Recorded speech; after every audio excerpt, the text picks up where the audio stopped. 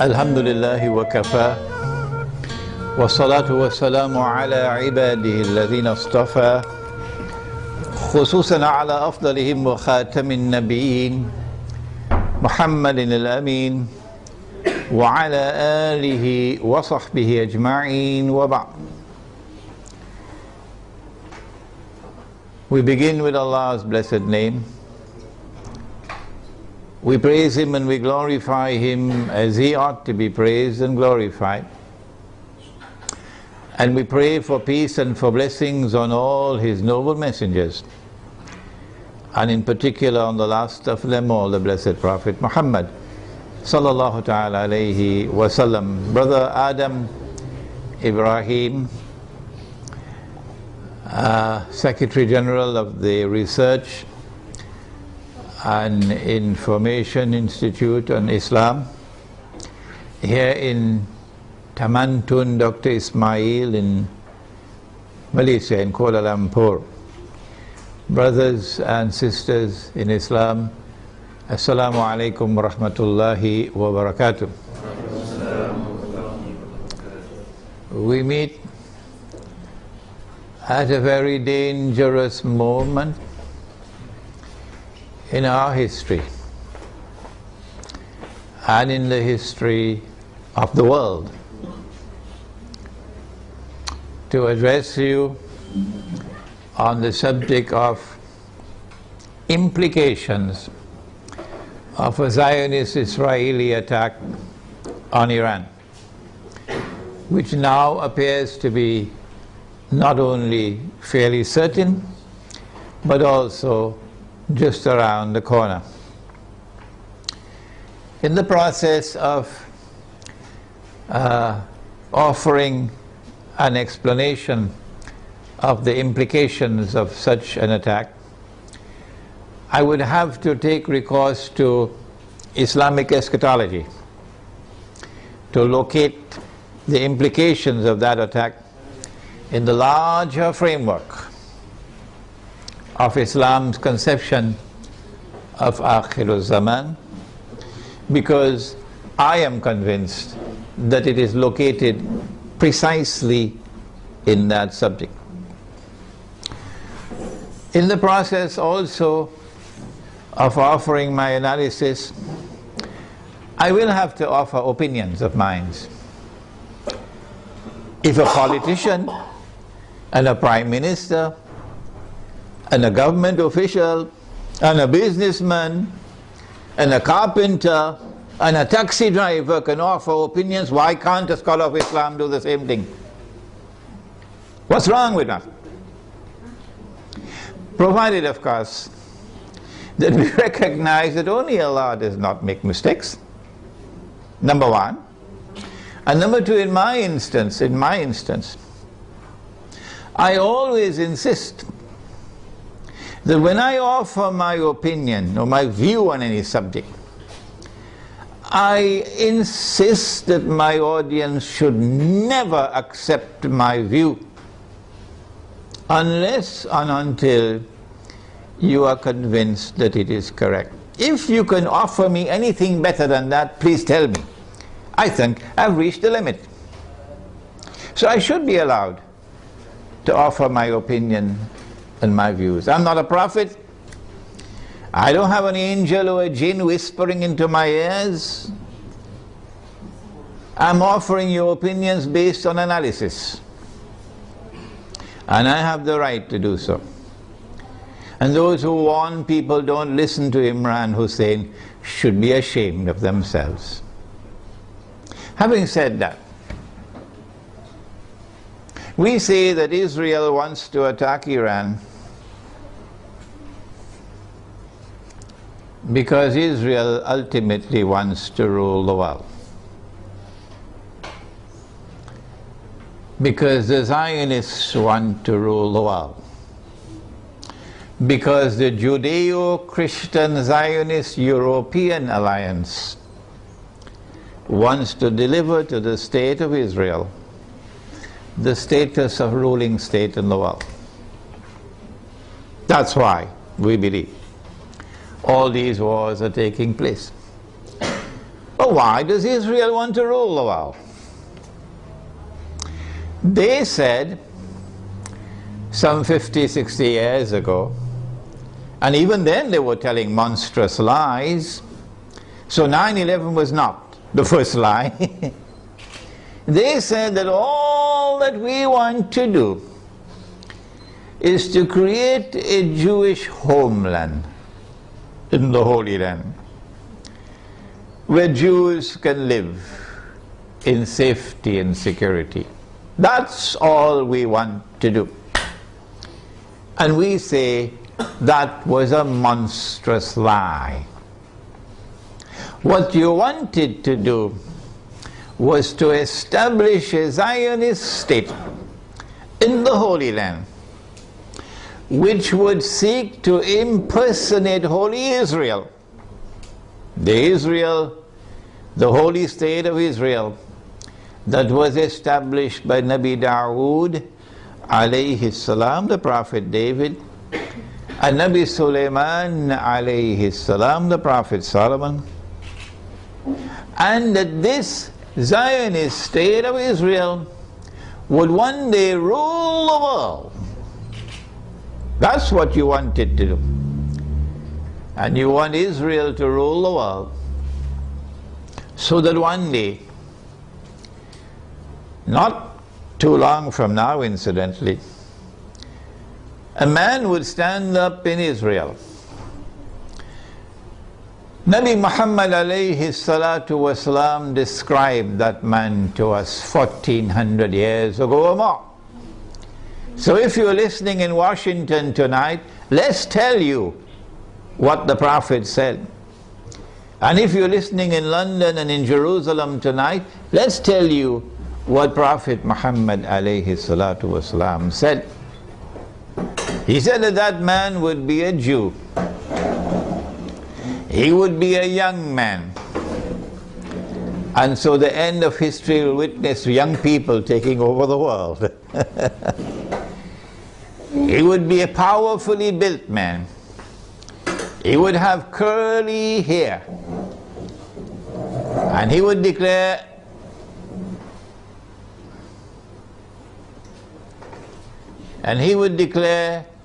I am the Messiah. But that would be a lie. The Messiah is the son of Mary. Sorry, more than that. He was the son of the Virgin Mary. There's only one virgin in the world who ever gave birth to a son and still remained a virgin. And that was Jesus, Nabi Isa alayhi salam. He is the Messiah. Muslims believe that. And most Christians believe that. I don't know whether the Zionist Christians also believe that. Somebody should ask them. He is the Messiah. And one day he's coming back, said Nabi Muhammad alayhi salatu wasalam. Whether Washington believes that or not is irrelevant. One day he's going to come back, said Nabi Muhammad alayhi salatu wasalam. And when he comes back, he's going to rule the world from Jerusalem. That is in the hadith, because he would be Hakimul Adil, a ruler who will rule on the basis of justice. Those who today rule the world do so with injustice. That's why they want this Israel to rule the world. Because that man who says, I am the Messiah, would not be the son of the Virgin Mary. No, said Nabi Muhammad alayhi salatu wasalam, he would be al-Masih ad-Dajjal, the false Messiah, the Antichrist. Every Muslim knows about him. Most Christians know about him. I don't know about the Zionist Christians. And so lots of people know this subject. And that moment when that man is going to rule the world from Jerusalem appears to me to be around the corner. Maybe 20 years, maybe 30 years. And so this is why they want to attack Iran. We want to begin our analysis tonight by pointing out that there is a moral foundation to the law of war and peace.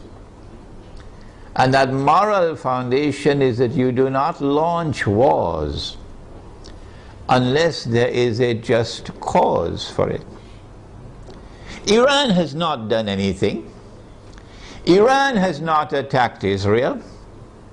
Iran has not launched any missiles on Israel. Iran is not waging war on Israel. And so, in accordance with your Israeli law of war, which has an immoral foundation, no morality attached to it, you have the right to wage war against a people unjustly. And so, an attack on Iran would be unjust war. It would be an act of dhulm, in using the language of the Quran, an act of wickedness. Those who launch the attack would be a people who are committing monstrous sin. But I want to say something more. To those who are beating the drums of war in the Arab world, and who are looking forward to the attack on Iran, that you are beating the drums of unjust war. And when the attack takes place, you will be committing the same sin as supporters of the war, as those who are themselves perpetrating the war. And shame on you! Shame on you, we say to you, straight to your faces, from here in Malaysia, that if you support the attack on Iran, you are supporting unjust war. You are yourselves a party of dhulm, and Allah does not provide guidance to the people who commit dhulm. One of the reasons why many Arabs, not all Arabs, not at all, but many Arabs are beating the drums of war, looking forward to an attack on Iran, is because Iran is Shia.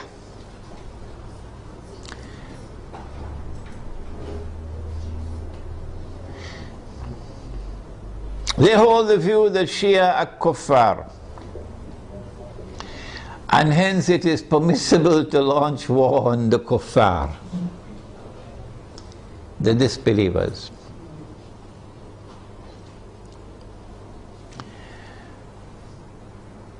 How can you come to this conclusion, the Shia are kuffar? If the Shia are kuffar, then there must be some ijma' or consensus of opinion on that subject. That consensus has never been achieved in 1400 years. Why? How can we say so? Here is proof. This is not the only proof, but this is adequate. The no regime in control of the Hijaz, in control of the Hajj, in our history that we know of, has ever prevented the Shia from performing the Hajj. As a consequence, we say, it is too late in the day now for you to come with any manufactured arguments declaring the Shia to be kuffar. Yes, we agree that it is an act of profound misguidance to declare that Abu Bakr Siddiq radiallahu ta'ala anhu was a usurper, and that Umar Farooq radiallahu ta'ala anhu was a usurper. and that Uthman Ghani radiallahu ta'ala anhu was a usurper.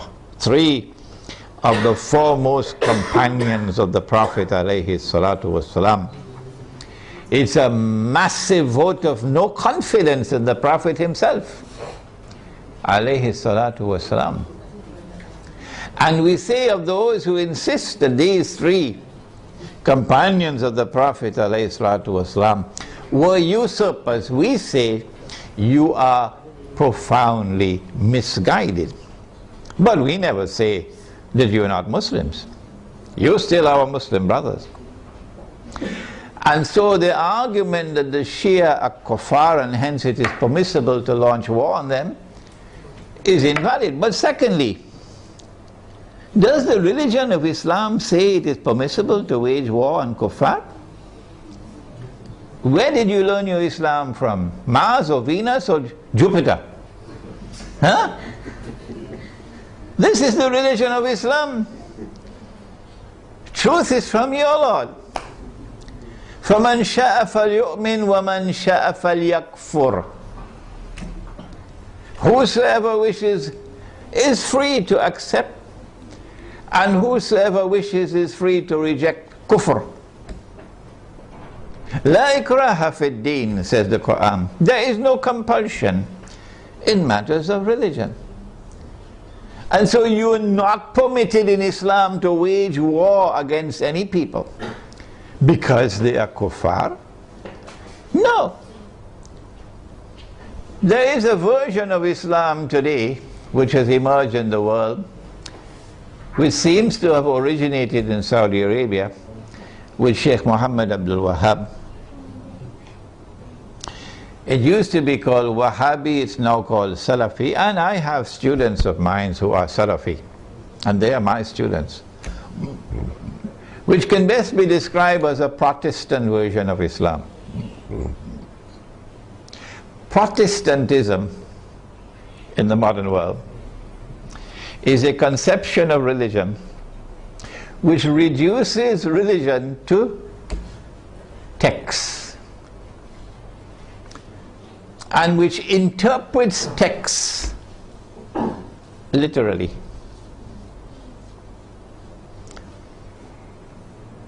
As a consequence, Protestant Islam is incapable of distinguishing between appearance and reality, particularly when they differ with each other. But let's leave that fairly technical subject for a while. It is Protestant Islam today which is beating the drums against the Shia. Muslims who are Sunni and Muslims who are Shia have lived together for 1400 years, peacefully, amicably, without any boxing gloves, fighting with each other, without any bloodletting. And it is strange that at a time when the Zionists are about to move to their final stage of the mission, there should come this strange drum beating from that version of Islam, with great hostility to the Shia, and paving the way for promoting war against the Shia. They call it a jihad against the Shia. They would like to force the Shia to abandon their Shia beliefs and to become Sunni. Do you do it by warfare? Actually, although they themselves may not understand it, the drum beating against the Shia and the attack which is about to be launched on Iran is located in a larger framework in which those who are waging war on Islam are seeking to do something that will function as a catalyst for creating Sunni-Shia civil war in the world of Islam. Sunni-Shia civil war would be something that would be massively beneficial for Israel. Number one, Sunni-Shia civil war will make Islam look negatively, a negative image in the world. At a moment when Islam is center stage in the attention of the whole world. Number two, Sunni-Shia civil war in Islam, Sunni versus Shia, would function as a diversion, diverting attention, both Muslim and non-Muslim attention, away from the plans of the Zionists to rule the world. Thirdly, Muslims fighting against themselves will obviously lead to a loss of power. Our power will decrease, and that will be strategically advantageous for Israel. But most important of all, if an attack on Iran provokes Sunnis to be so foolish as to turn in hatred against the Shia, and provokes Shia to be equally foolish to turn in hatred against the Sunni, then that Sunni-Shia civil war, and I hope none in our audience here tonight is so stupid, it will allow that Sunni-Shia civil war to destabilize very important parts of the world of Islam, where there are significant Shia communities living amongst the Sunnis. Before we turn to identifying those areas which can be destabilized and advantageous for Israel, let us conclude this section by asking, how should Sunni Muslims around the world, who I hope would listen to this lecture, how should Sunni Muslims respond to an unjust Israeli and NATO attack on Iran? Number one, Sunni Muslims must follow the guidance of the Quran and the guidance which has come from Nabi Muhammad alayhi salatu wasalam, and not follow CNN and Al Jazeera. And you must support the victim of aggression. وَلَوْ عَلَىٰ أَنفُسِكُمْ. Even if the victim of aggression is not your friend. In this case, he's your Muslim brother. You must support the victim of aggression, and you must condemn the aggressor. That is the first response.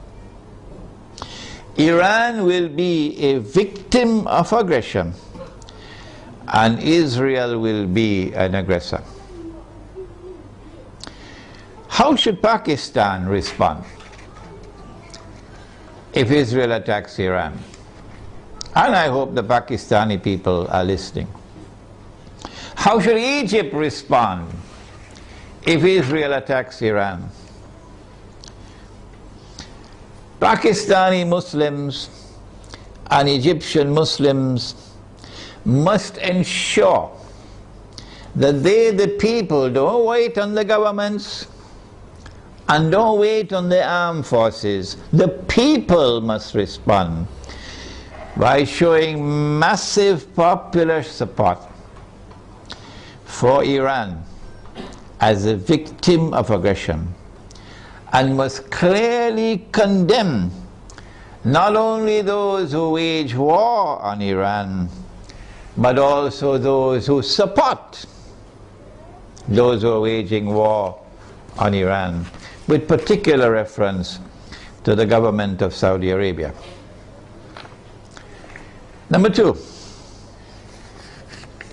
so we have dealt briefly with the Sunni-Shia civil war problem. War on Iran, and my gosh, look how much time has gone. War on Iran obviously is going to impact on the world economy.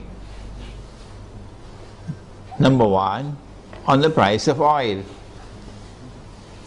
Not only because Iran is a major supplier of oil, but also because Iran is located in that basin that the Iranians call the Persian Gulf and the Arabs call the Arab Gulf, and they're still fighting over the words.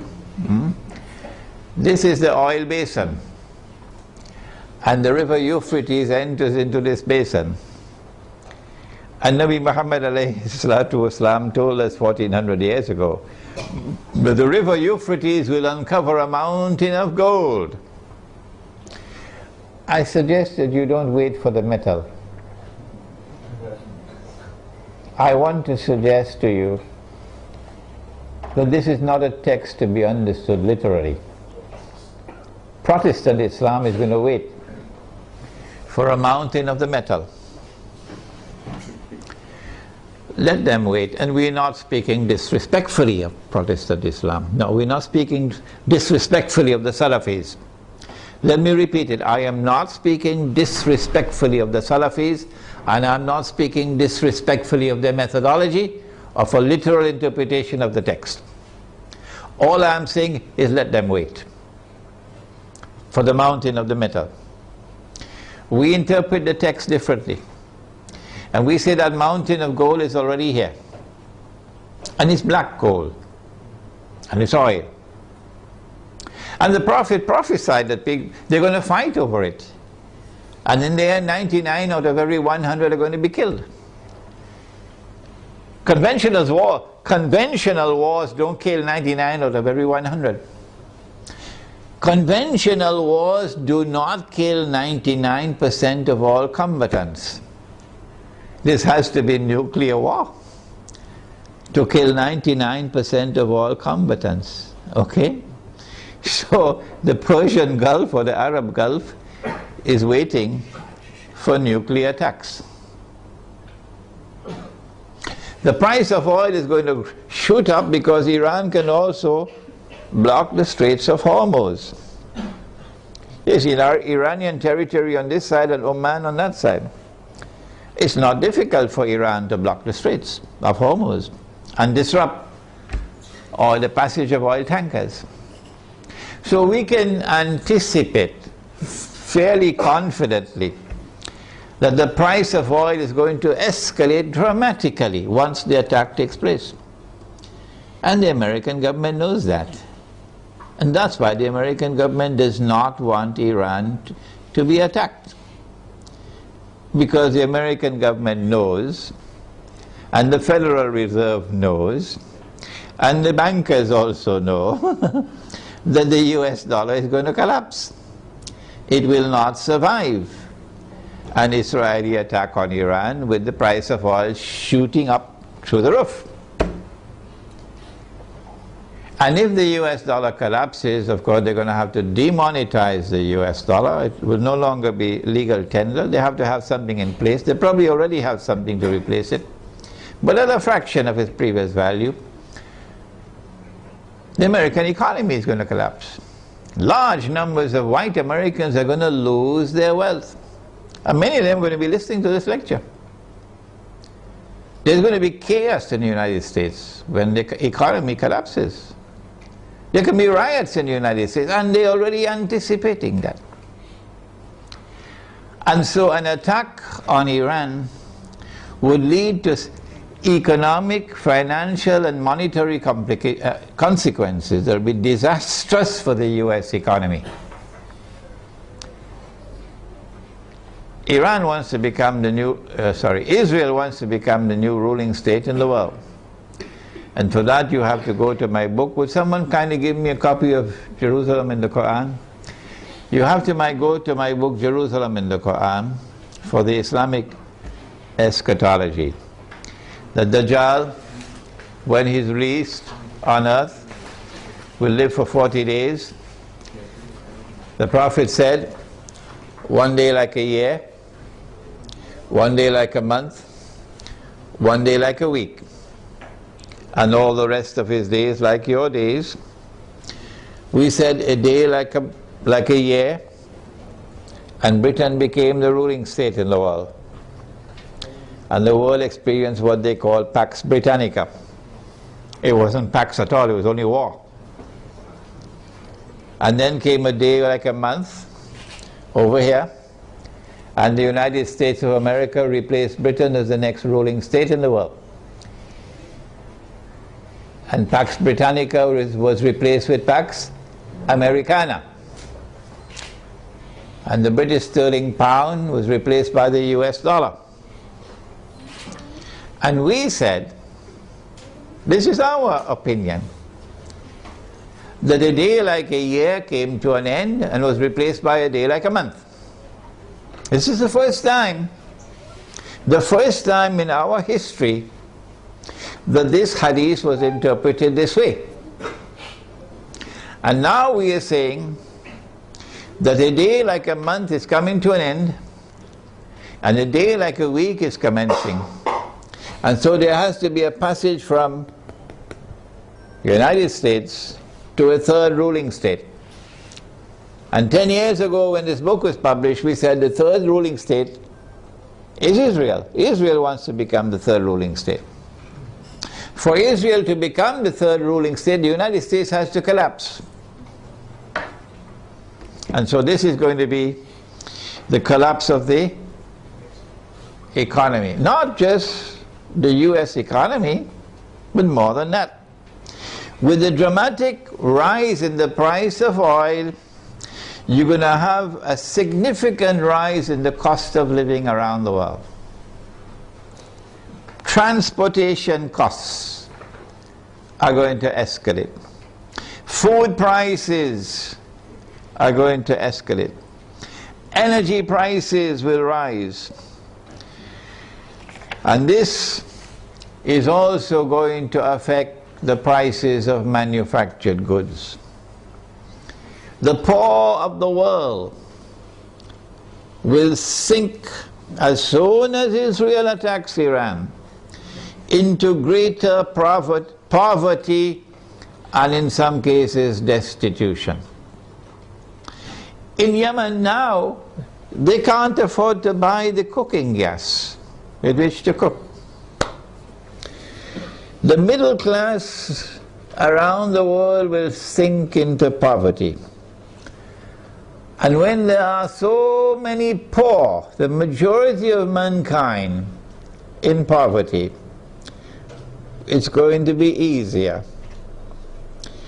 It's going to be easier to rule the world. With people who are too poor to organize themselves, to resist oppression and resist slavery. How should we respond to this impending economic collapse, financial and monetary collapse? How should we respond to the imminent rise of the cost of living around the world? How should we respond? My opinion, and I'd love to hear your opinion before we end tonight. My opinion is to go to that hadith of the Prophet sallallahu ta'ala alayhi wa sallam. He said about Akhirul Zaman, he said, if you have land, hold on to your land. You're familiar with that, aren't you? And he said, if you have animals, hold on to your animals. And then a man asks, O Messenger of Allah, what about if we have neither land nor animals? He said, sharpen your sword. Of course, CNN is going to call him a terrorist now. He said, sharpen your sword, because you're going to be dealing with chaos and anarchy and riots as people seek to survive by fighting each other for food. Where can we get land and animals to sustain ourselves in this impending collapse? The answer is certainly not in the cities. If you believe that you can survive in the cities and get land and animals in the cities, you should buy a one-way ticket to the moon. And so Egypt, I'm talking to you tonight. In Pakistan, I'm talking to you tonight. Listen to me and get out of the cities. 20 million people in a city, 15 million people in a city, who's going to feed them? Where are you going to get your food from? What's going to be the price of that food? Get out of the cities while still there is time. Go to the countryside. Go to where rain falls. Go to where there is water. And produce your own food. Dairy crops, food crops, dairy farming, milk and meat, so that you can survive the storm that is coming. Ensure there is water supply. Do not depend on oil for energy. Use natural energy. A bicycle is natural energy. Wind, solar energy, water energy. Number two, live in small communities, because small communities can more easily sustain themselves without having to be dependent on supplies of food from outside the communities.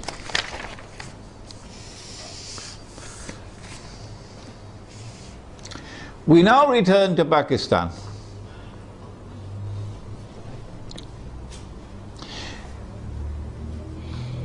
An attack on Iran can be launched simultaneously with an attack on Pakistan.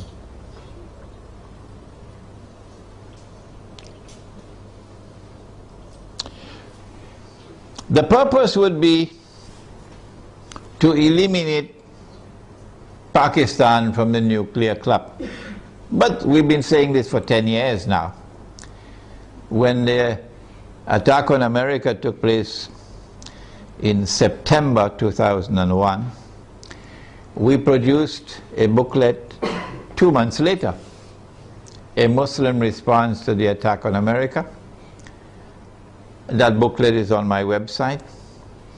And in that booklet we said that those who planned and executed 9/11 had as their ultimate target Pakistan. And they put the blame on Afghanistan so that they could put their troops in Afghanistan, so that they'll be advantageously located for moving in on the final target, which is Pakistan. Why Pakistan? Why is Pakistan so important? The answer is Pakistan is a member of the nuclear club.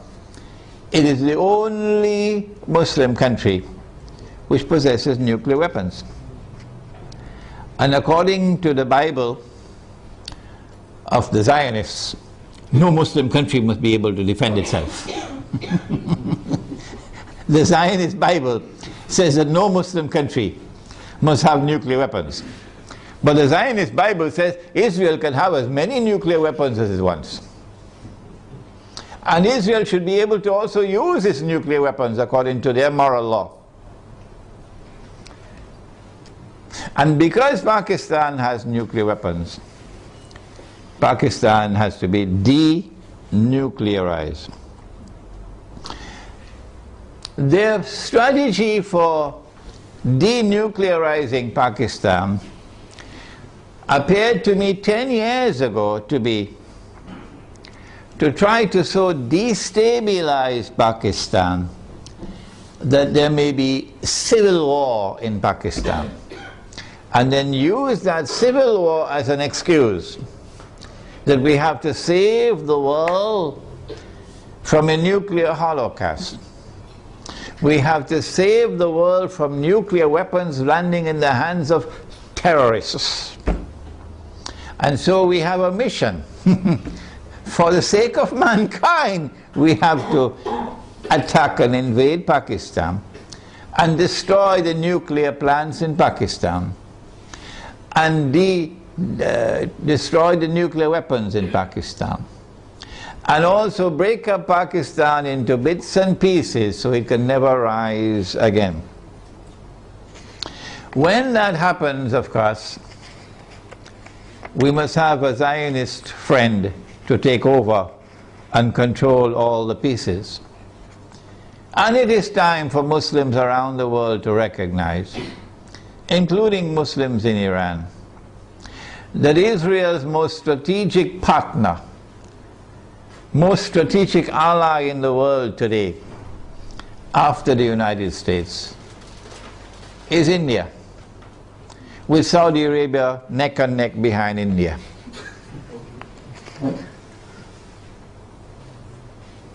And so, not only must India be involved in the attack, but also when the attack takes place on Pakistan, and if it succeeds, then in the sequel it is India who must now control the region on Israel's behalf.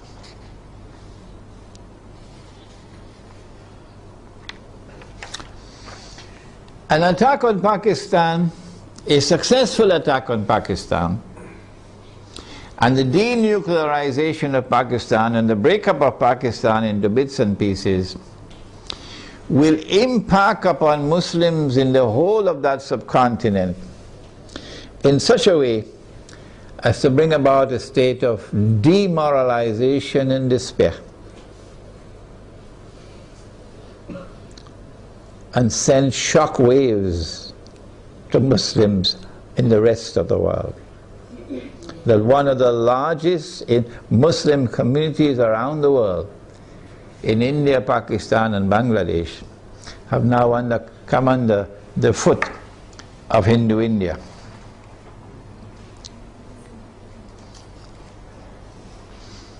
So India will rule the entire South Asia with NATO in control in Afghanistan.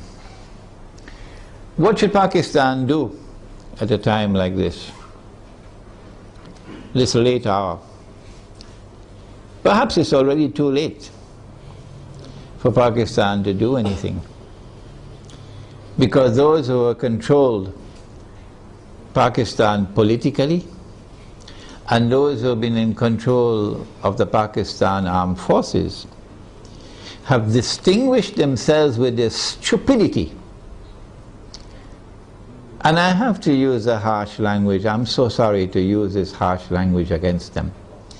Their awesome and monstrous stupidity these last 10 years since 9/11 in supporting war on terror, which is a euphemism for war on Islam, supporting NATO in their attack on Afghanistan, your innocent Muslim brothers in Afghanistan, and you supporting NATO, killing innocent people. But more than that, handing over the territory of Pakistan to the Zionists. Have you no shame? This is what you did for 10 years. That all the NATO supplies going to Afghanistan went to the territory of Pakistan, and it took you 10 years to stop it. Only when NATO killed 23 Pakistani soldiers, they didn't do by accident. They launched an attack on the Pakistani post while they were sleeping to send a message to you that that's it, the friendship is over, we're coming to attack you now. So only when that happened, now you're going to stop them from transiting the territory of Pakistan with supplies for the NATO troops in Afghanistan? How could you be so stupid to hand over 3 military bases in Pakistan to the United States so that drones could go and from above, pilotless drones, and killing our people innocently? And now when the knife is about to cut your throat, only now you're waking up? When the attack on Pakistan takes place, I think they already know what's going to happen. So all of these Pakistani Zionists, I call them Zionists, probably already have their suitcases packed. Like they did it in Saigon. And they'll all be flying to Miami and to Los Angeles and to New York to spend the rest of their miserable lives. These traitors. But I'm not talking about them tonight. I'm talking about the Pakistani people, as poor as they may be. In their poverty, they still love Islam. And they hate the government of the United States, which has been committing aggression and oppression with deception after deception. Feelings in Pakistan have reached fever pitch. They know in Pakistan the attack is coming. My advice tonight to them, if it is not too late, I don't know, what can you do?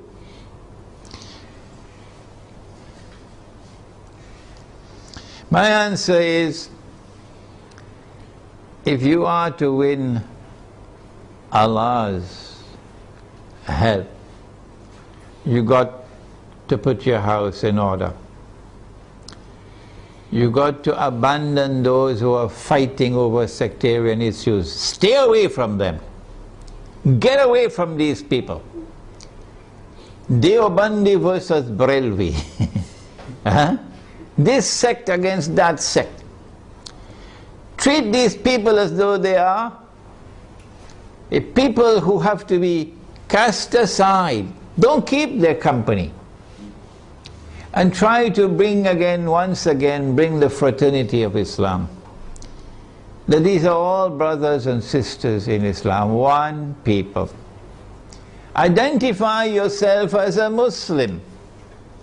I am the student of Maulana Dr. Muhammad Fadlur Rahman Ansari, rahimahullah. He established the Alimia Institute of Islamic Studies in Karachi, Pakistan. And that's where I studied under him. And because of what he taught me, and the methodology of study that he gave to me, I'm able to do the work that I'm doing now. So you might want to go to his grave in North Nazimabad in Pakistan, Block B. Go to his grave and offer dua. This is halal, this is permissible.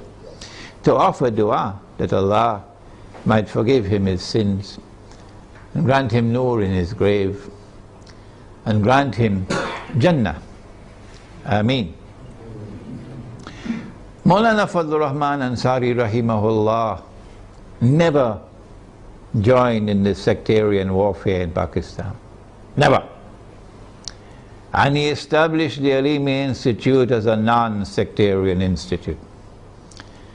He was not Deobandi and the institute was not Deobandi. He was not Barelvi and the institute was not Barelvi.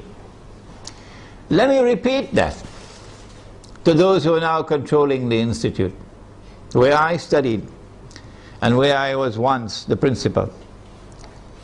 He established an institute which was neither Deobandi, nor Barelvi, nor Ahli Hadith, nor Wahhabi. It was Muslim. And he said himself, I am not Deobandi, I am not Barelvi, I am not Ahli Hadith, I am not Wahhabi, I am Muslim. That's his statement.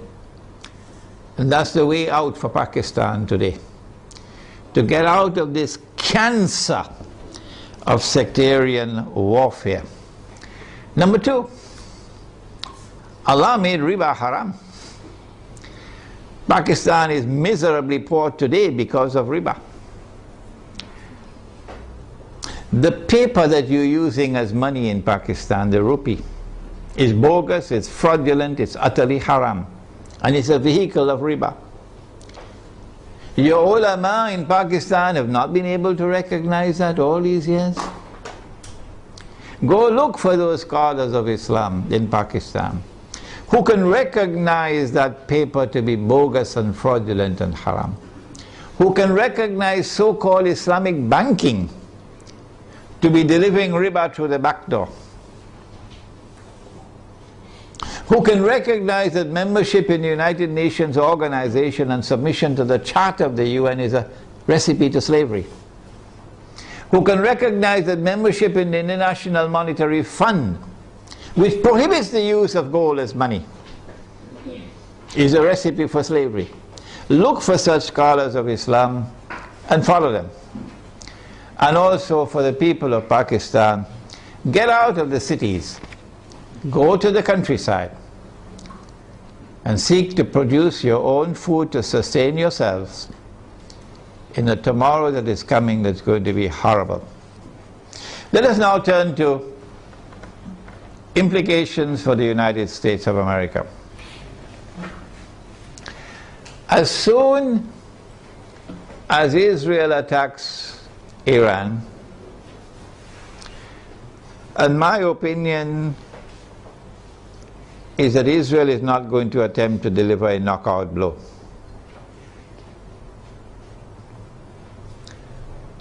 Israel will attack Iran in order to commence wars that she hopes will follow one after the other.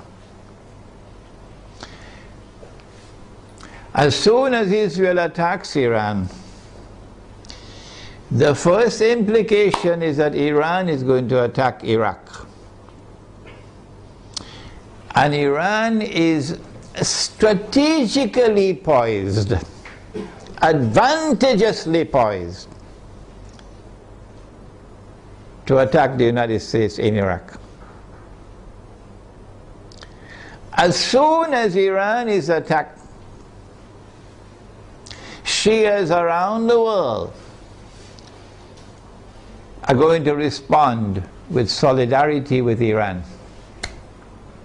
And that includes the majority population of Iraq, which is Shia. What about the Sunni in Iraq? The Sunnis are waging a war against the United States. They want to get the United States out of Iraq. And if Iran attacks Iraq, the Sunnis are going to also intensify their attacks on the United States. And so the United States is going to be in a no-win situation in Iraq. You'll be facing enemies fighting you on all sides with no friends around you, none. I don't think, and I hope and pray, I don't think that NATO will succeed in getting the Turkish government to act so stupidly to attack Iran. I don't think it's going to happen. No. And let us pray that the Turkish government is not ruled by fools. And so NATO and the United States in particular are going to be faced with war in Iraq that they cannot win. And they can lose. They can lose. And this is what Israel wants. This is what Israel wants. But there's another battlefront I want to turn to now. And this is where we need our military analysts. I wish we had some here tonight. That Iran is also likely to attack Bahrain. And it should not be difficult for Iran to take Bahrain. Bahrain cannot stand up to an attack from Iran. Bahrain is just across the water from Iran. I am suggesting to you that Iran is going to attack and take Bahrain. And if and when Iran attacks and takes Bahrain, Then there's a causeway between Bahrain and Saudi Arabia where you can drive back and forth. The road will be clear to Saudi Arabia. I am anticipating, and the Saudis probably already have their plans laid out very well, because they know what's going to happen. And Israel already knows what's going to happen. That they're then going to turn to the United States to invoke whatever secret agreements they have of defense. That the United States has to intervene in Saudi Arabia to protect Saudi Arabia from an attack from Iran. I think the Zionists in the US Congress will ensure, even though the US armed forces would not want to go in there, even though the Barak administration would not want to go into Saudi Arabia, the Zionists in the US Congress will ensure that American forces will have to enter into Saudi Arabia to face Iran. I'm also suspecting that they might do the same thing with Pakistan, to force the Pakistani political leadership and military leadership to follow some secret agreement they probably already have, to bring Pakistani troops into Saudi Arabia to face Iran. If that happens, number one consequence will be the United States will be facing two fronts where they're going to lose the war. The first front will be Iraq, and the second front will be Saudi Arabia. And Pakistan will be facing defeat in Saudi Arabia and civil war in Pakistan. In order to save the United States from defeat, Israel will have to intervene. And so history will repeat itself for those who have been reading Jerusalem in the Quran. In order for the passage from Pax Britannica to Pax Americana to take place, you remember? The First World War had to take place. And in the First World War, the Germans brought in their submarines. And Britain, the island, was marooned, surrounded by German submarines. And Britain would have lost the war. And at that critical moment, the Zionists then brought the United States into the war, despite the efforts of men like Henry Ford. And when the United States entered into the war, then Britain was saved from defeat. But the consequence of that was that Britain was no longer the ruling state in the world. And the transfer of power from Britain to the United States was well on the way as a consequence of that First World War. So I am suggesting to you that the planning that is now taking place is a repeat of what happened then. That they're setting a trap for the United States, so that the United States is going to be led to a situation where it's going to be facing defeat in Iraq and in Saudi Arabia. These are my opinions, you don't have to accept them. And only one power in that region could intervene to save the United States from defeat, and that is Israel. And that would be the bell being rung. That this is the passage of power now from Pax Americana to Pax Judaica.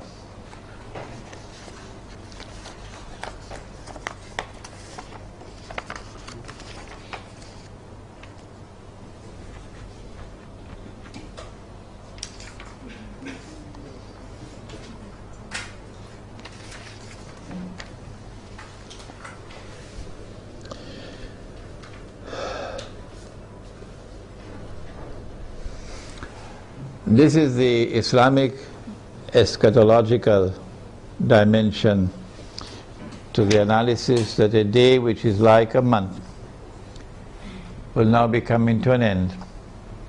and a day which is like a week, according to the hadith, will now be beginning. The Protestant version of Islam, which is the Salafi version, insists that somewhere on earth, we just have to search, maybe somewhere behind Greenland, you're going to find a place on earth where a day will be like a year. So my answer is, well, keep on searching. Keep on searching. And I'm not speaking scornfully, that's not my way. I am not speaking in any derogative way, disrespectful way, that is not my style. No. I have the right to say, however, this is your methodology, so keep on searching. We have interpreted the text differently, this is our interpretation. And we have insisted time and again that no one should accept our interpretation unless and until you are convinced that it is correct. We said a day like a year is a different dimension of space and time than the one in which we live. So to a day like a month, and so to a day like a week. But Dajjal is here on earth, but you can't see him.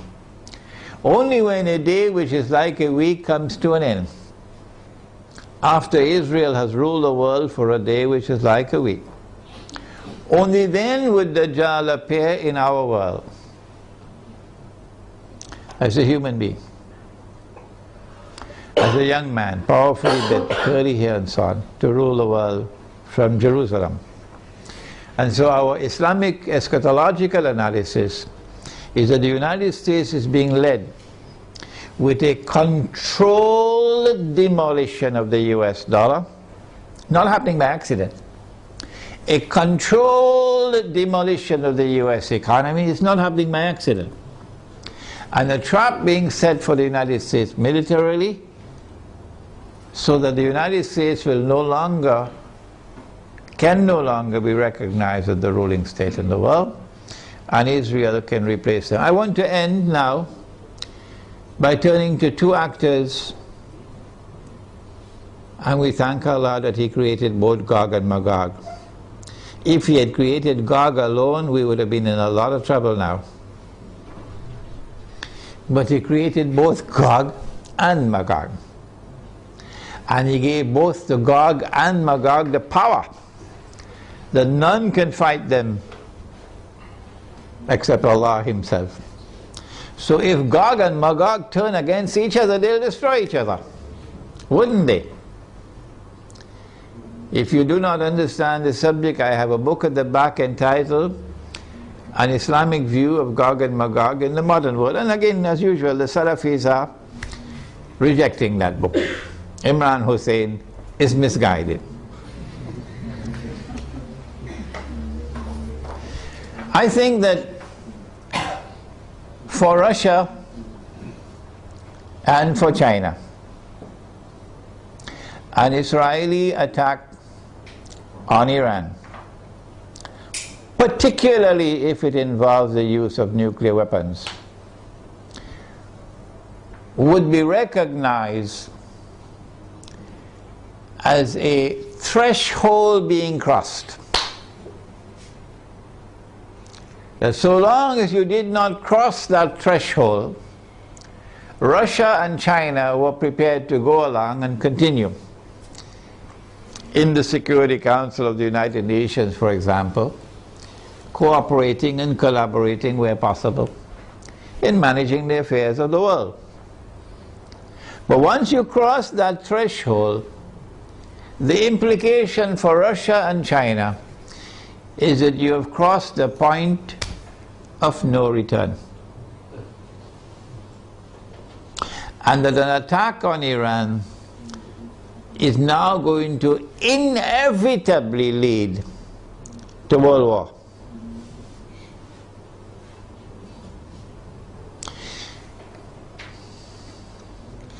That after Iran and after Pakistan and after the Arabs, the Zionists are going to turn on China and Russia to make sure that China and Russia also bend down their knees and accept Israel, so that Israel can become the ruling state in the world. No Jew is going to accept Dajjal as the Messiah if Israel has not established its dominion over the whole world. No Jew will accept Dajjal as the Messiah when he comes if Israel at that time has not established its political and economic dominion over the world. And that includes Russia and China. And so Russia and China would know, today it's them, tomorrow it's us. And they're not going to wait until tomorrow to recognize that. The minute Iran is attacked, they will recognize that the threshold has been crossed and that we are now moving inevitably towards nuclear war. Russia and China acted strangely on Libya. You remember? When the vote came to the Security Council, they abstained, knowing full well that if they abstain, the resolution will be carried. And that is the end of Gaddafi and end of the Libyan government. Why did they do that? I have asked the question. I have an answer, but I can be wrong. I felt that perhaps they knew what the plan was, and they wanted to let the Western world, NATO, to sink deeper and deeper into a quagmire, you know, like shifting sands, you can't get up. So eventually they will end up in the graveyard, and only then will Russia and China attack them. How are Russia and China responding to Syria at the moment? How will Russia and China respond to an attack on Iran and on Pakistan? My understanding is that Russia and China are going to be quite different in the way they have behaved so far in international affairs. Quite different once the attack on Iran takes place. And so we will be heading ultimately towards world war. A world war which the Quran has anticipated when Allah spoke about Gog and Magog, and when He said in Surah Al-Kahf, وَتَرَكْنَا بَعْدَهُمْ يَوْمَئِذٍ يَمُوجُ فِي بَعْضٍ, which can mean, one of the possible meanings is that on that day Gog and Magog are going to clash with each other. If Gog and Magog clash with each other in nuclear war, with thousands of nuclear weapons being used, what will be the consequence for the world? Let me end with Surah Al-Isra, the ayah or the verse of Surah Al-Isra, in which Allah says, بعد أعوذ بالله من الشيطان الرجيم وإن من قرية إلا نحن مهلكوها قبل يوم القيامة أو معذبوها عذابا شديدا كان ذلك في الكتاب مسطورا. And not a single town or city will escape. They'll all be destroyed. And those which escape destruction will be punished with terrible punishment. And all of this is inscribed in the book. This brings an end to our preliminary analysis of the implications of an Israeli attack on Iran. We have certainly not exhausted the subject, and it is likely that we'll have to come back to the subject in a second and a third lecture. But I do believe that we have done sufficiently tonight to provoke you now to think on the subject And I'll be very happy to hear your views and your responses. ربنا تقبل منا إنك أنت السميع العليم وتب علينا يا مولانا إنك أنت التواب الرحيم برحمتك يا أرحم الراحمين آمين.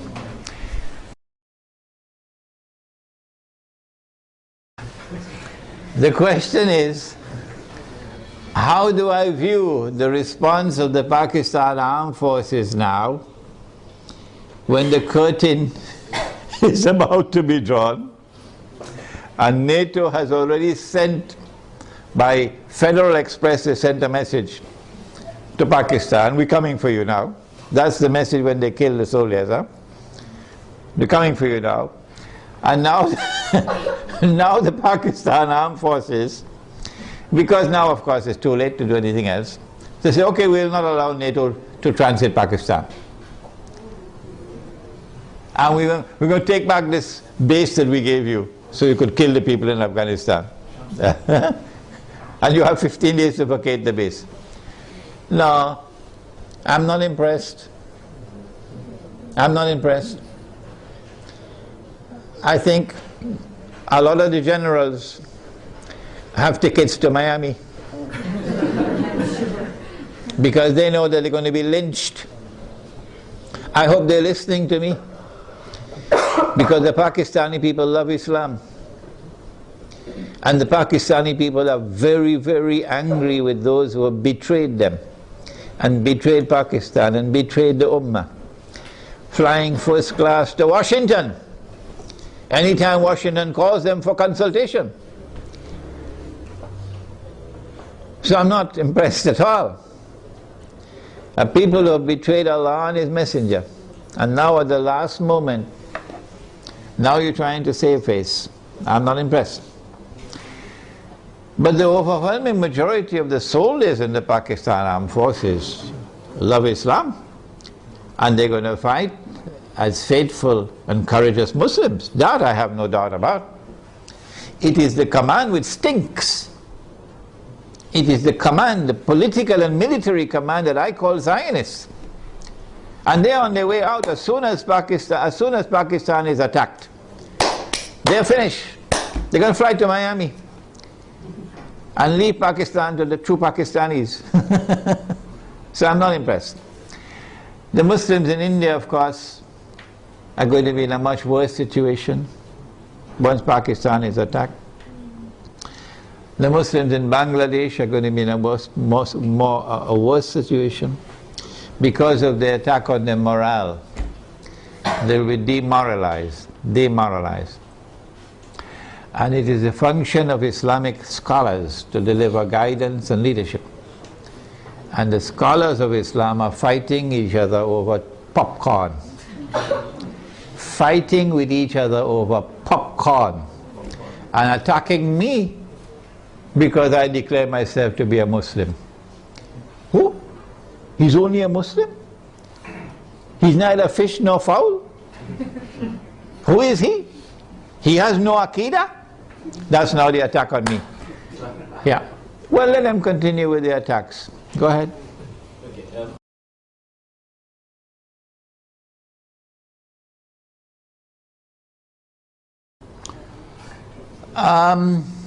The question is whether the world is going to come to an end, Armageddon, the war of all wars, which will destroy most of humanity. Is it going to take place next year, 2012? No, I don't think so. No, I don't think so. I mean, Israel will wage war on Iran. I believe that 2012 will witness the commencement of a series of wars, one after the other. And Singapore knows that very well. And these series of wars, once they are commenced, they're not going to stop until Israel replaces the United States as the ruling state in the world. I do not anticipate the clash of Gog and Magog, meaning the Russian-led alliance against the American-led alliance, which will destroy every town and city. I do not expect that clash to take place immediately. Maybe another 20 years or so, but I can be wrong. Any more questions? I am not certain that when Israel attacks Iran, that they're going to use nuclear weapons. I expect the use of limited nuclear weapons on certain specific sites in order to destroy nuclear plants, underground nuclear plants and so on. But I hardly think that Israel is going to use tactical nuclear weapons in populated areas. The public opinion around the world, the backlash of public opinion will be too great. The hadith he has asked about, that Dajjal will be followed by 70,000 Jews from Isfahan wearing their Persian shawls. And he says that there are now about 30,000 Jews in Iran. Part of the strategy adopted by Gog and Magog has been to accept a religion. The Khaza, for example, accepted Judaism. And so the world witnessed for the first time the unique phenomenon of something called a European Jew. Prior to this, the only Jews that there were in the world were Semitic Jews, Semites. The Europeans are not Semites. But when the Khaza accepted Judaism, this is a historical fact, they accepted Judaism, the European Jews came into being. And the Quran accepts as a Jew whoever claims to be a Jew. You may not be an Israelite, but if you declare yourself to be a Jew, then we accept you as a Jew. And so when the Prophet said, alayhi salatu wasalam, that you're going to fight the Jews, and you're going to defeat them, and at that time the stones and the trees will speak, and they will say, there's a Muslim, there's a Jew hiding behind me, come and kill him. It's not referring to any Israelite Jew alone, referring to all Jews, European Jews as well as Israelite Jews. 40,000 Jews from Isfahan, therefore, could be Jews both Israelite or non-Israelite. Sometimes, 70,000, sorry. Sometimes when the hadith uses a figure, it uses it figuratively, can't get the pronunciation, as a figure of speech. For example, a man asked the Prophet ﷺ, which is the first masjid which was built. He said the Kaaba. And then he asked which was the second masjid which was built. He said Masjid al-Aqsa in Jerusalem. And then he asked how much time elapsed between the two. He said 40 years. 40 years for a few thousand years? 40 years for a few thousand years between this one and that one? How could it be 40 years? So sometimes the hadith will use a number as a figure of speech. It does not therefore have to be understood literally.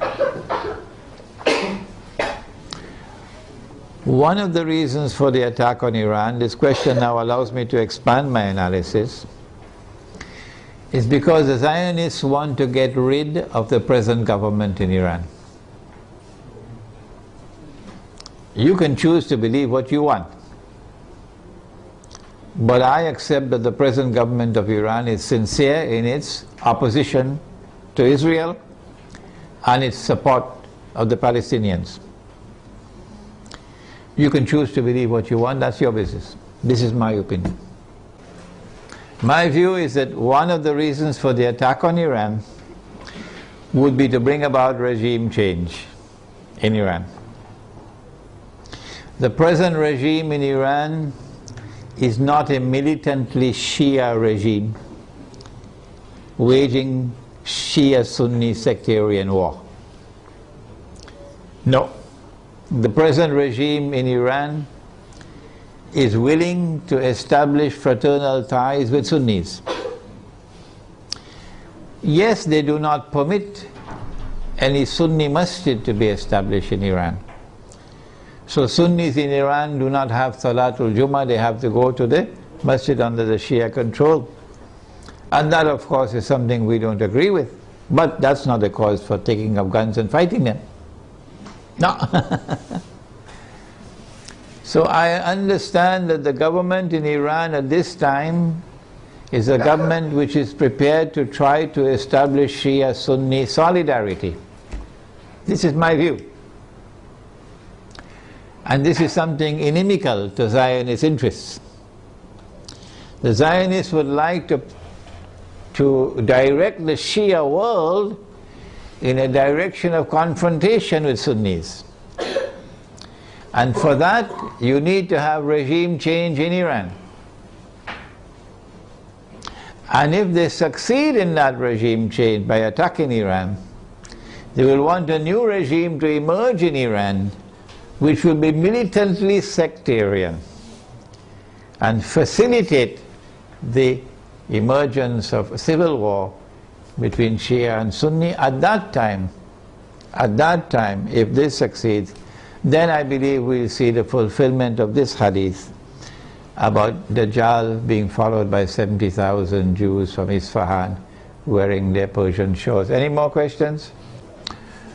The question pertains to the use of gold and silver as money and the utility of buying gold and silver this time when the gold stocks of the world are controlled by those who are not Muslims, and that by buying gold you are enriching non-Muslims. I have a book at the back entitled The Gold Dinar and Silver Dirham, Islam and the Future of Money. Whether we like it or whether we don't, the world tomorrow, in my opinion, is going to return to gold and silver as money. Whether you like it or whether you don't. I came to this conclusion about 2 years ago perhaps, because of my study of Islamic eschatology, that no Jew will accept Dajjal as the Messiah. None. If Israel is using paper money. Because every Jew knows what the ulama don't know in Islam. Every Jew knows what the muftis don't know in Islam. Every Jew knows that this paper is bogus, is fraudulent, is utterly haram. Every Jew knows that. And it's a vehicle through which mankind is ripped off of their wealth. They all know it. It's only our scholars don't know it. In order for Dajjal to convince the Jews that he is indeed the true Messiah, he's going to have to bring back the money which the temple in Jerusalem used to mint. The temple built by Sulaiman alayhi salam minted its own gold and silver coins. Because the Roman government minted coins with graven images, and this was not kosher, not halal, to put a human head on the coin. And people had to go to the temple with their Roman coins, and you had to pay the rabbis for services like making zabiha of animals, to sacrifice an animal. Only the rabbi could do it, in the temple. How would you pay? Because this money is not halal, with a graven image. So there were money changers in the temple who will change Roman money to temple money. And the money changers were ripping off the people. And when Nabi Isa alayhi salam entered the temple and he saw that, he cursed them. Because that's a form of riba. And he overturned their tables. And he chased them out of the temple. And he said, "You've taken the house of God and transformed it into a den of thieves." So every Jew knows that the temple minted its own coins, gold and silver. And so Israel has to return to gold and silver as money. And therefore the Zionist world has to return to gold and silver as money. And when they do, guess what the world of Islam will do? The muftis are going to wake up. And they're going to say, yes, yes, yes, this is halal money. Yes, yes, yes, we should have dinar and dirham. I have prayed to Allah to beg Him to take me away from the world. I don't want to live to see that day, because the shame and the disgrace will be too great for me. The shame and the disgrace as a Muslim for me will be too great. On that day, when they have brought back dinar and dirham as money, and only then do our people wake up. But I also pray to Allah for something else, to keep all those muftis and all those scholars alive on that day. Keep them alive, even if you have to bring them on a stretcher, keep them alive, so that they will witness the shame and disgrace on that day. Those who today, up to this day, they are not prepared to say that this paper money is bogus, is fraudulent, is utterly haram. Keep them alive to that day. So whether we like it or whether we don't, gold and silver is coming back as money. Secondly, if I am correct that this paper is bogus and fraudulent and haram, you read my book at the back, The Gold Dinar and Silver Dirham, Islam and the Future of Money, and listen to my lectures on the subject Islam and the International Monetary System. If I am correct, then every transaction involving the use of this paper is haram. Every transaction. So you pay your zakat, it won't be accepted. You give charity, it won't be accepted. You have nikah and you give the dowry, it won't be accepted. You use this to perform your hajj, it won't be accepted. Every transaction will be haram. Well, then what do? You have to return to halal money. Halal money is first and foremost dinar and dirham.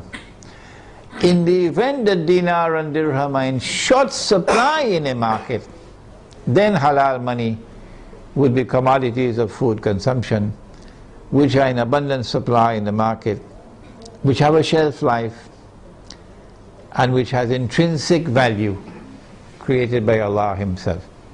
Any more questions? The Prophet said that the time will come when you will not be able to find a single person in all of mankind who will not be consuming riba. Are you aware of this? The Prophet said, alayhi salatu wasalam, that the time will come when you will not be able to find a single person in all of mankind who will not be consuming riba. And whoever declares that he is not consuming riba, verily the dust of riba would be upon him. Verily the vapor of riba would reach him. So it is not possible for us to escape completely. But in Surah Al-Taghabun of the Quran, Allah says, ittaqullaha mastata'tum. Fear Allah to the extent that you have capacity to do so.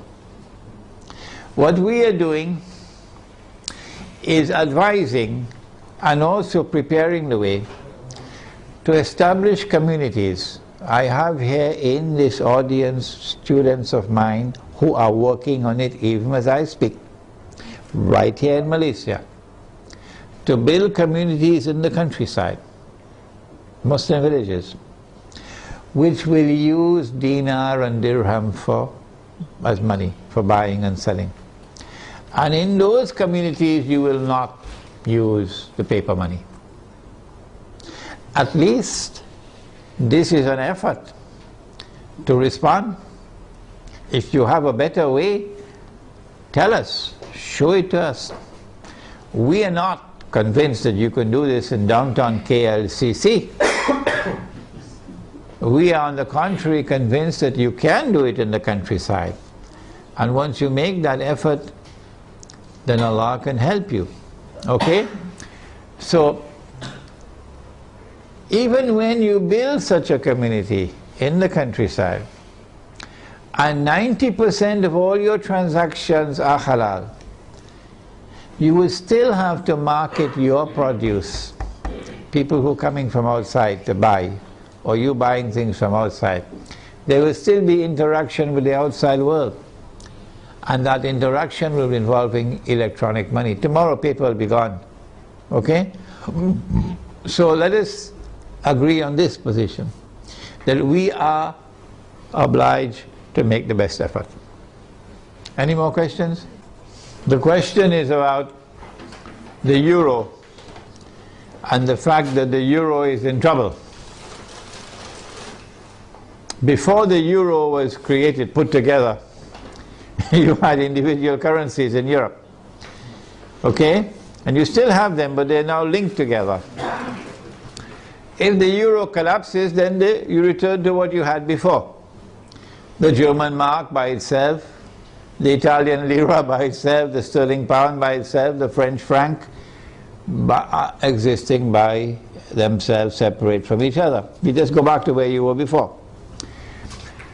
But in the same way that the world is witnessing a controlled demolition of the US dollar, so too it's not far-fetched for us to recognize that the same thing is happening to the euro.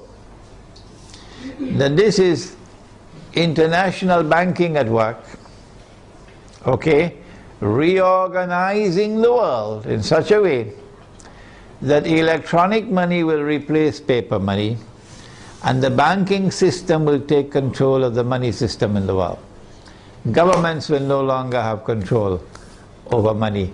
Banking system will have control over money. The euro cannot stand in the way, and therefore there is this demolition. The US dollar cannot stand in the way, and therefore there is this demolition. One thing concerning gold that I forgot to mention. Do you know there's a hadith about Akhiru Zaman, or the last age? It is there in my book entitled One Jamaat, One Amir, which is out of print at the moment. But that book is on my website, you could read it.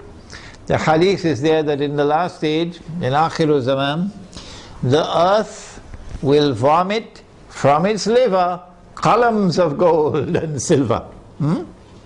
So they may have control over the gold stocks of the world today, but Allah can cause more gold to emerge. Any more questions? No more questions? As soon as we have the last question, then we can have some Teh Tarik, okay? Yeah, go ahead. What advice do I have for teenagers?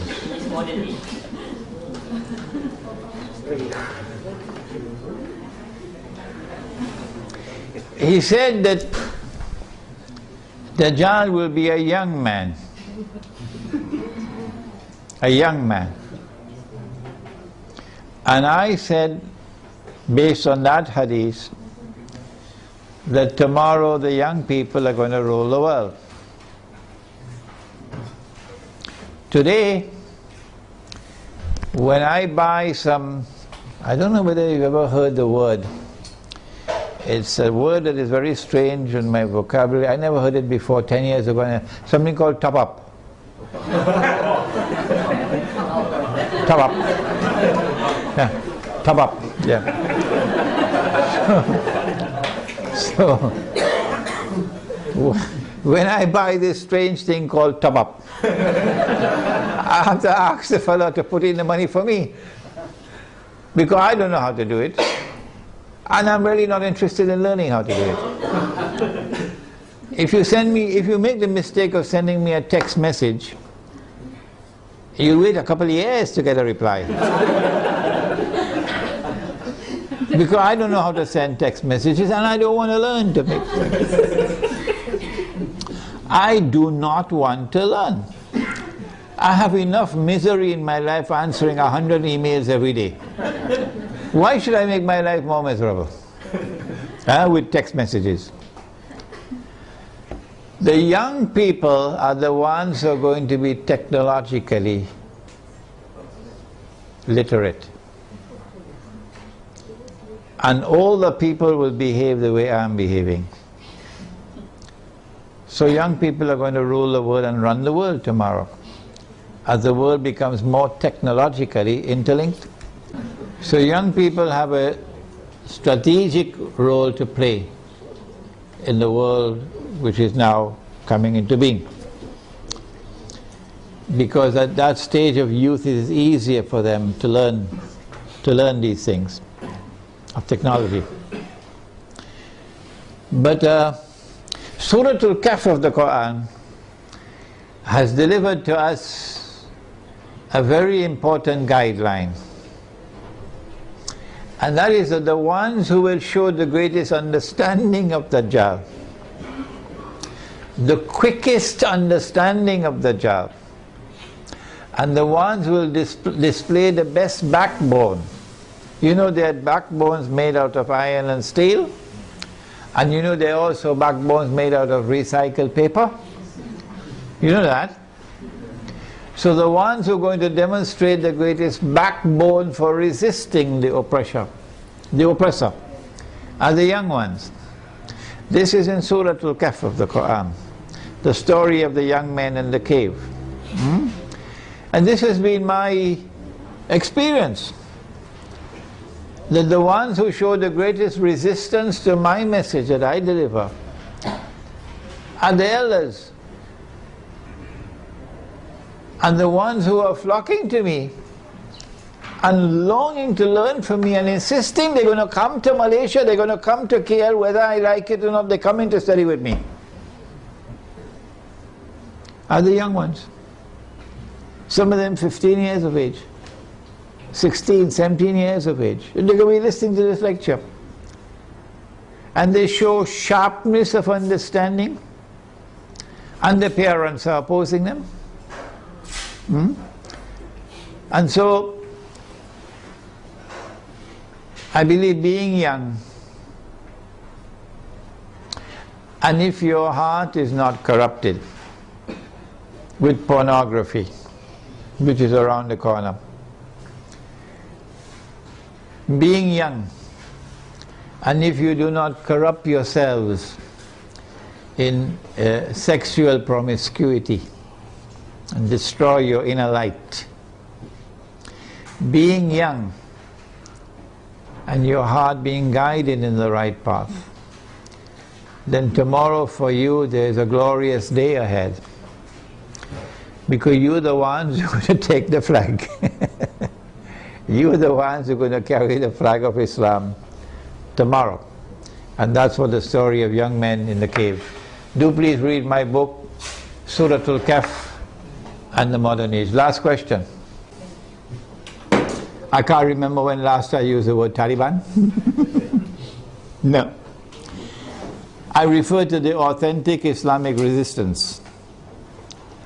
The authentic Islamic resistance, resisting oppression in Afghanistan, resisting oppression and occupation in Iraq. What do I think of them? They are the ones who tomorrow are going to lead the army. They are the ones who are going to open the way for the army which is going to march straight to Jerusalem. This is the only armed resistance in the world of Islam with a guarantee of success by the hadith. Guarantee of success. And we must support that armed resistance in Afghanistan and in Iraq in whatever way we can, with our tongue, with our pockets, in whatever way we can. All right, that's enough for tonight. Wednesday night at the Tanaga International University. Tanaga National?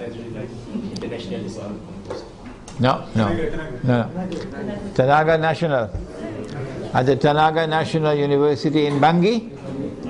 in Bangui at the same time, 8 o'clock. And the topic is Islam, the United Nations and the New World Order. And then on Saturday, the last one, at UIE in Gombak, on the coming financial crash. It's a seminar with Dr. Mira and myself, taking the whole of the Saturday morning.